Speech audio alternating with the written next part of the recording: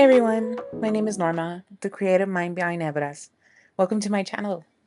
Today I'm taking you behind the scenes of my process as I dye the first set of colorways for my Sakuga yarn collection.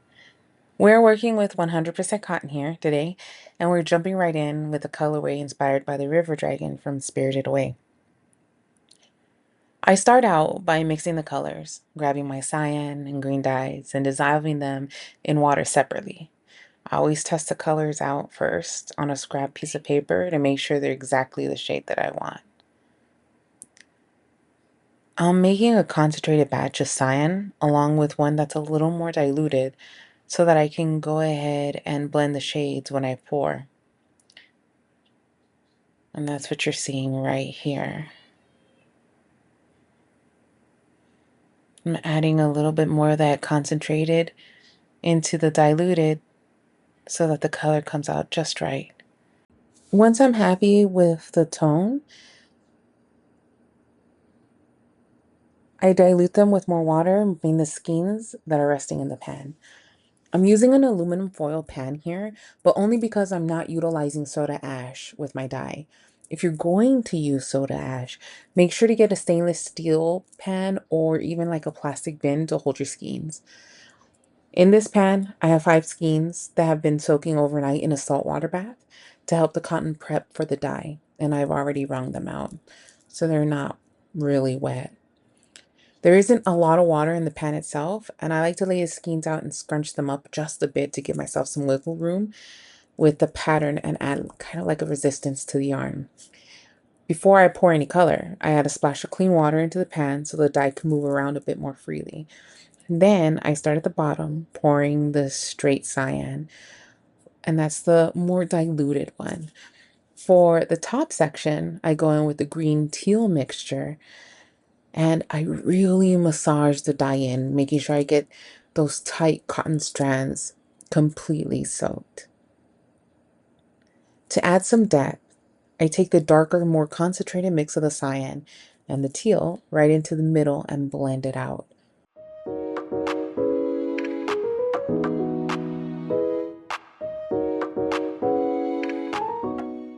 Right here, if you look at the underside, you can see there's plenty of white yarn still untouched.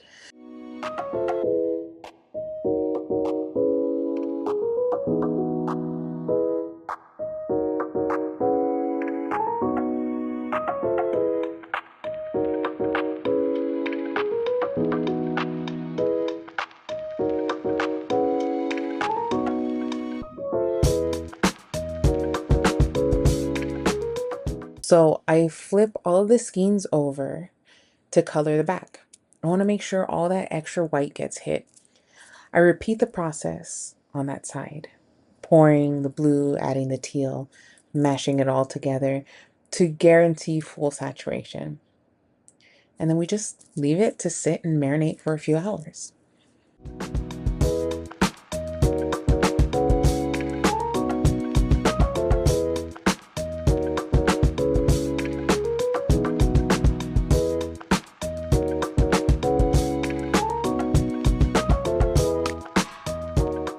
Next up is Geek. For this one, I get 4 cups ready and measure out the dye powders for each individual color, mixing them with water and testing them like before. I was going for this beautiful blue-gray main color, and I feel like I was able to get that mixing some black and cyan together. It looked great when I tested it out. I also wanted to get like a deeper, more moody purple, and to achieve that, I added some black dye to the purple and got something a little less bright and more like a shadow. I also did like a yellow orange and then just a regular orange to kind of bring in the difference of color here that you see. I did add a little more yellow to the yellow orange because it was looking exactly like the other orange color. Once the shades look right, in come the soaked and wrung out skeins. This colorway is a little more artistic. There's no rhyme or reason to it. I start with that blue-gray and just start pouring it all over the place. And then I follow up with the shadowy purple. Doesn't look too shadowy here, but it's not as vibrant as it could possibly be.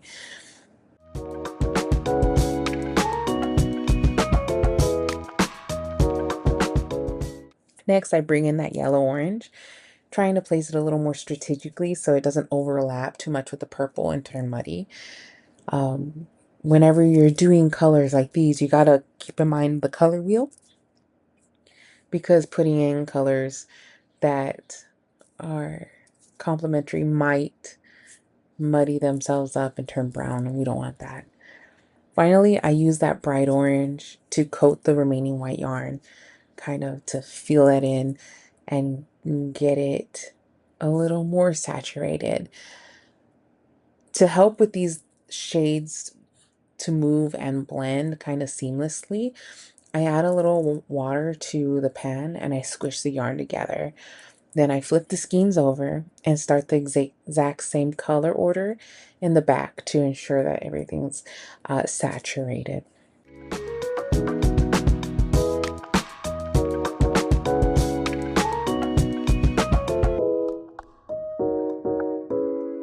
This one was definitely a trust the process one for me, because honestly, I was scared of how it would come out. But either way, despite the way it looks, we let it sit for a few hours too. This final colorway is called Soot Sprite. And for this one, I'm doing a smaller batch, just 4 skeins. And you can just see like my blank slate of just white yarn here. The technique here is totally different because I'm going to speckle dry powder all over the yarn. We're going to use a lot of powder to represent those iconic little Soot Sprites from Spirited Away. But I want the base to stay mostly white with heavy black and pops of bright color. The palette for this is black, orange, light green, yellow, magenta, cyan, and purple. I start off with black. I absolutely love the way this specific black dye breaks into unexpected undertones when you sprinkle it raw. It looks incredibly heavy at first, but it's just resting on the very top layer of the yarn, so it's not saturating through all of the skein. I always make sure whenever I'm doing this, clean my fingers between colors so I don't cross-contaminate the dyes when I'm using them. Next, we put on the purple. Now we're doing the orange. And I've tried using a sieve for this, but the mesh isn't fine enough, so the powder just falls kind of straight through. So the process when I was applying these was to apply from both close up and up high with the pops of color. So right now it's predominantly black, but the final result is going to look amazing. We've already done the light green, and it looks more like a beautiful like yellow green, but it's a lighter shade of green. It looks so pretty, though honestly it's giving me like super Halloween vibes at this stage. To balance it out, I kind of flip it around to get to like the other side to get a different face. I don't want to dump all the colors on one face. I want to space them out so that you get bursts of color all through the skein. I also fold the skeins a bit so that I can get a little resistance, but also because, you know, my pans are small. Add a little more black and then start dropping the rest of the colors. I'm doing cyan, as you can see here, and it looks super vibrant against the black and the white. Next, I'm using that regular yellow, which mixes with the cyan to create some like really beautiful secondary greens. And then magenta, which is one of my favorite colors in this batch because it's just so strikingly bright. I'm going to flip the yarn again, just one more time to catch any remaining white spots, just for good coverage. And we'll repeat the process with the black and the rest of the palette here.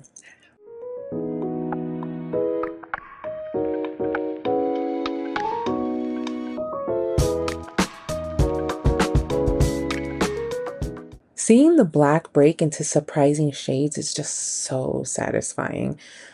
And after a final round of purple, yellow, and orange, and one last flip to check, I'm really happy with the coverage. This batch is going to sit and set for a few hours, well, basically overnight for all three.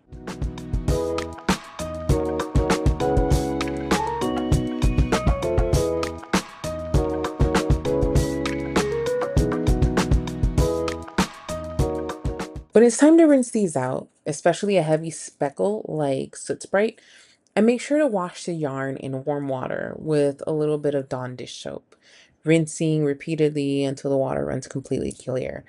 Sometimes it takes quite a few rounds of rinsing to get all of that excess powder out, but it's totally worth it. And after a final run through a spin cycle, they all get hung up to dry. I don't show you this in the video because my camera setup isn't the best right now. So I wasn't able to record it for you, but that's the process that I do.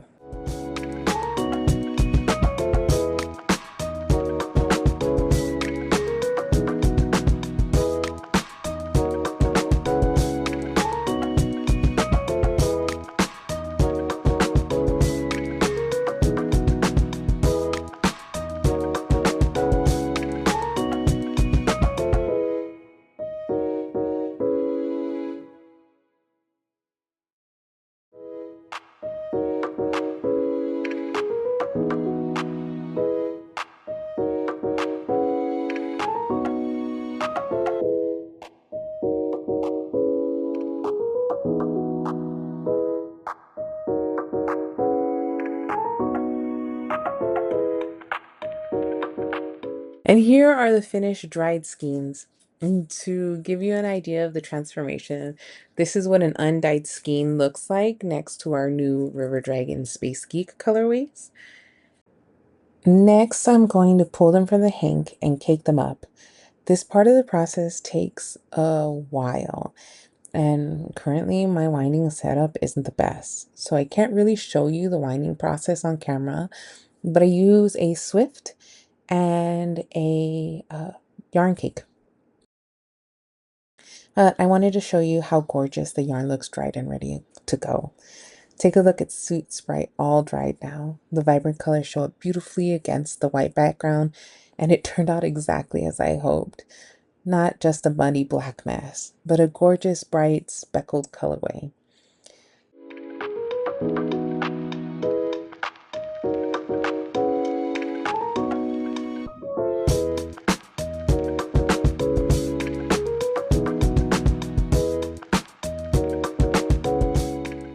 I'm going to go ahead and pop some photos of the finished yarn cakes right here so that you can see the final textures. So this is the River Dragon. Take a look at the teals, the mint, the blues, and the whites. It is so pretty and it came out so well. And that's how it looks worked up. It came out great. This is Space Geek. It's pastel-y and moody and I love it. The colors came out exactly how I wanted. There's no muddiness to it. And it just became this beautiful pastel colorway that I love. And finally, Soot Sprite, I think is my favorite just because of all the bright colors and the white, the stark contrast between all of the colors and the white here. When it's worked up, you can see all of the depth and all of the beauty of all the colors put together that you can see here. I really hope you enjoyed following along. If you did, please like, subscribe, and follow me for more crafty updates. I can't wait to continue this journey with you all.